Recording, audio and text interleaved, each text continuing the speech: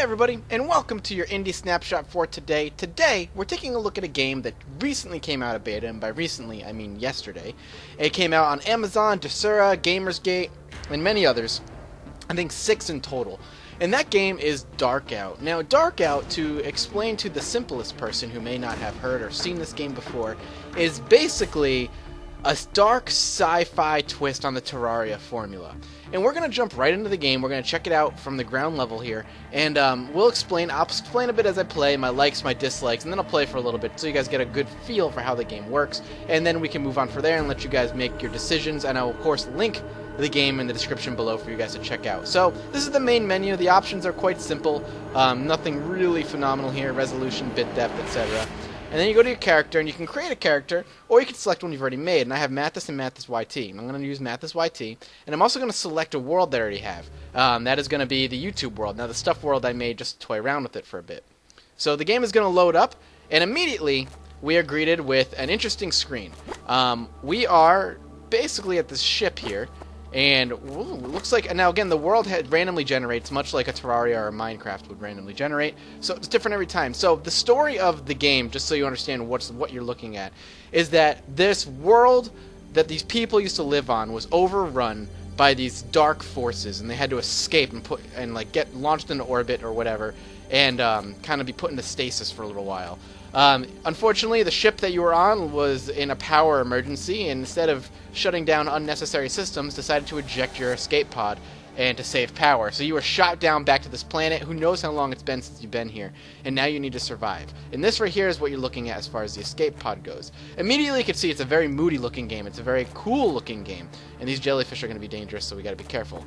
So the first thing you're going to want to do when you load up is just right click, shift left click on your ship and steal everything. Just shift click on everything and it'll grab all your stuff, and that is you're going to be everything out of your escape pod. So we can just click away off of that and we can jump.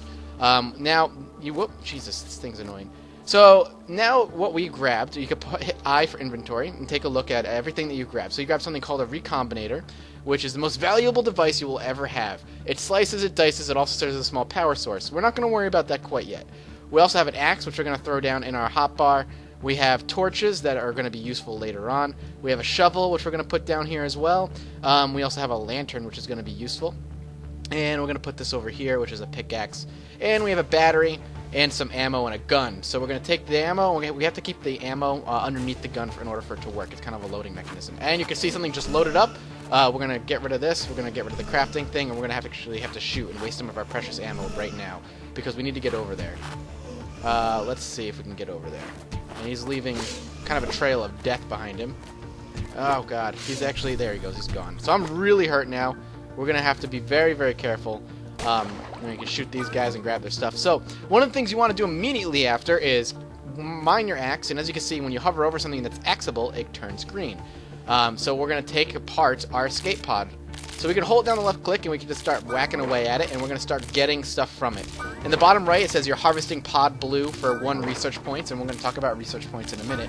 And up at the top of the screen, you also can see the time of day it is. Whoa! Whoa, whoa. Gotta be careful. Ow.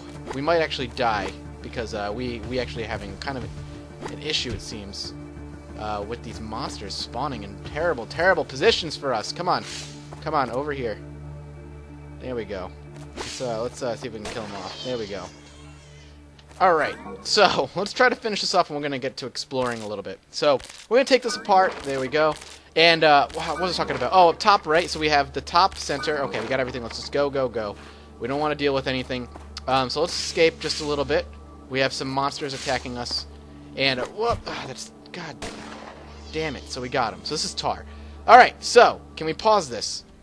That is the pause screen. Get out of here. Alright, so we have the time at the top center. On the right, this is the amount of darkness left in the world, and this is the amount of light left in the world. So you see, we have a problem. If there's darkness, guess what? Monsters can spawn in the darkness. That is kind of your goal, is to survive and try to push back the darkness by building better gear, building better weapons, etc., etc. Quite simple, right? Well, right, so, cool little premise. This is Tar, so we gotta get out of here.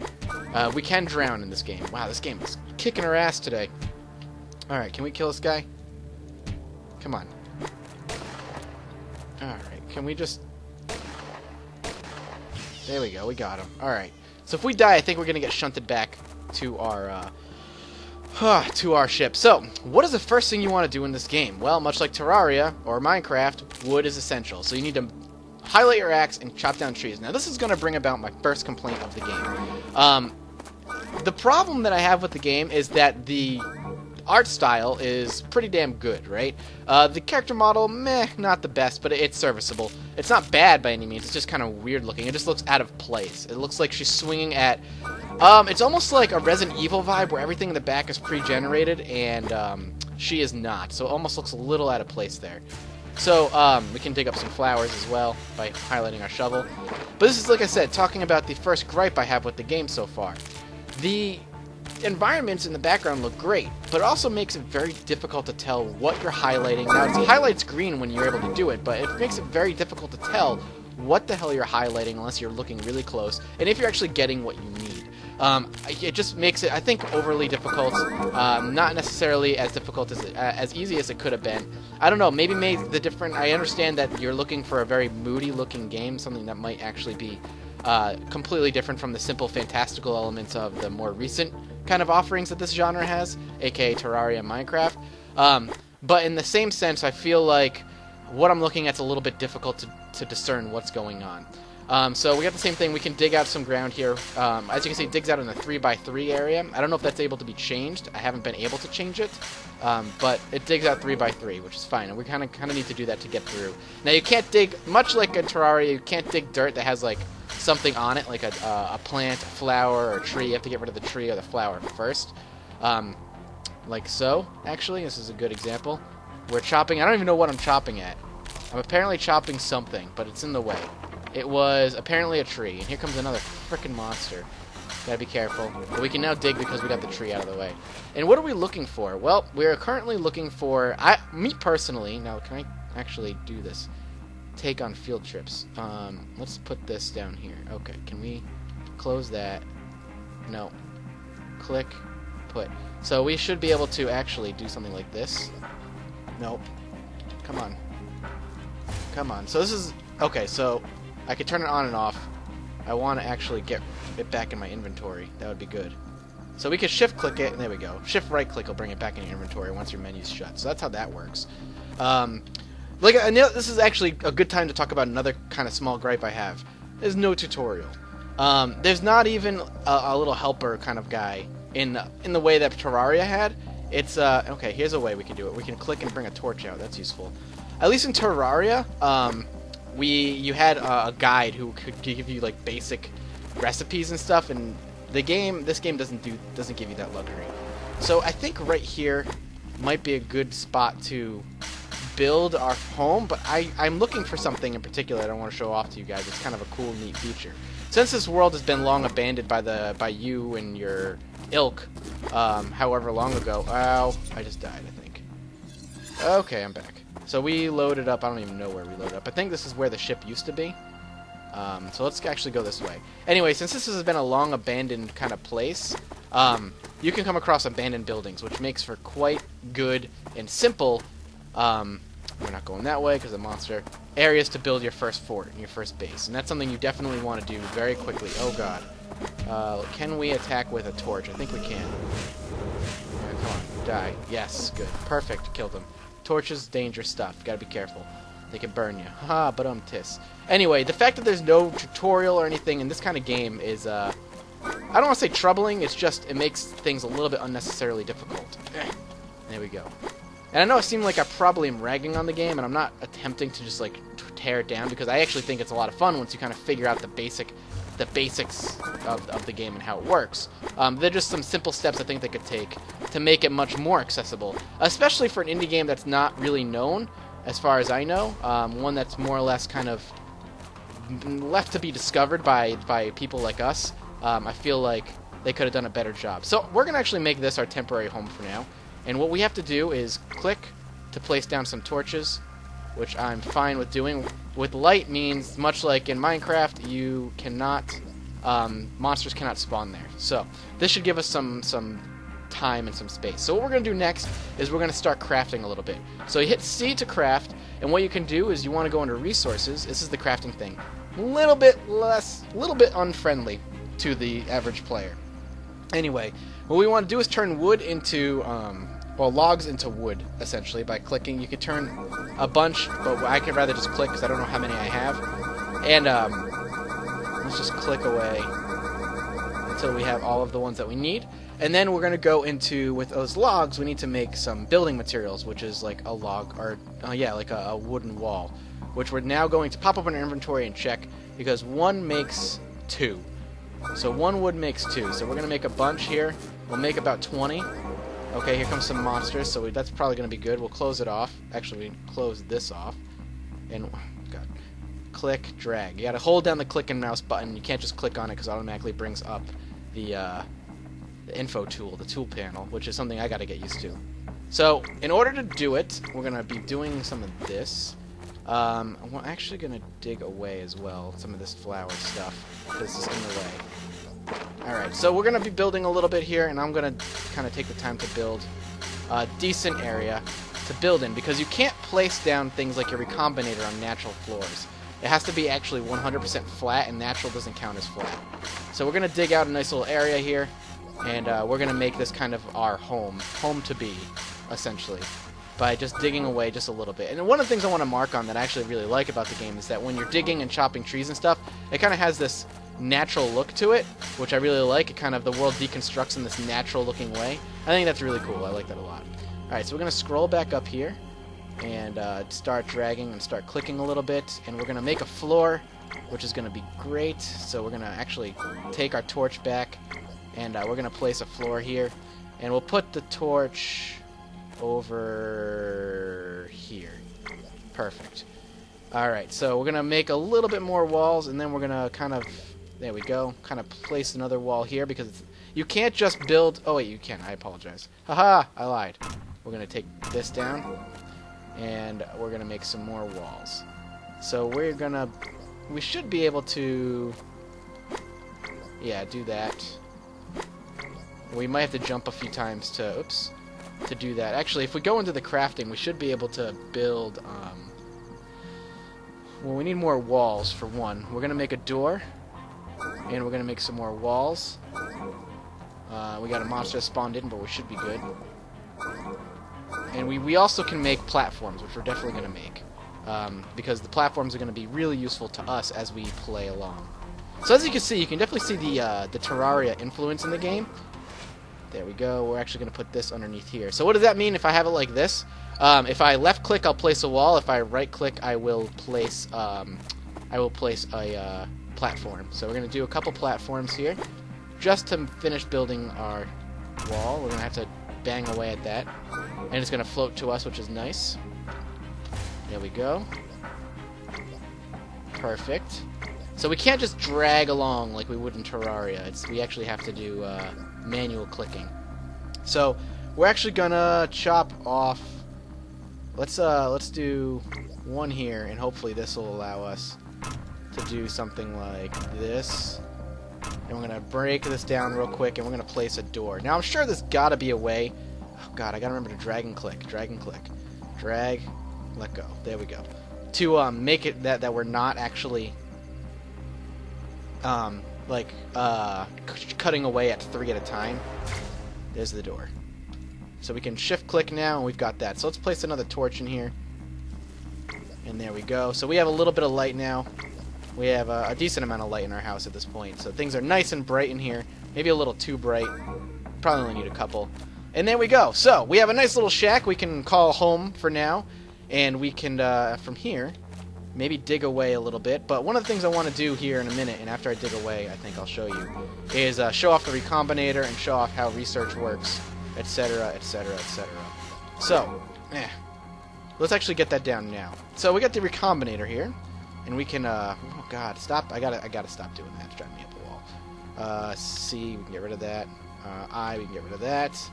And now we can place the recombinator. So you hold and drag, and we got to find a place. It might be because we have these in the way, so let's get rid of this. And let's try again with the recombinator. There we go. We can put it right in the center. Perfect. So we have to turn this thing on. By shift and clicking, we can turn it on, right? So what do we got to do? What is this recombinator going to allow us to do? Well, it's going to allow us to do some research. You hit research, and one of the things you want to research first and foremost is a furnace, allowing you to build and smelt like steel and different bars and stuff. So we're gonna hit that, and it's gonna start toiling away at that right now. That's what that is down here. By the way, this is where research comes in handy. So everything you do, mining, chopping down trees, and all that stuff, gives you research points. You can use those research points to research all kinds of fun things that'll eventually be useful to you. Rubber, for instance, is gonna be something that I definitely want to research.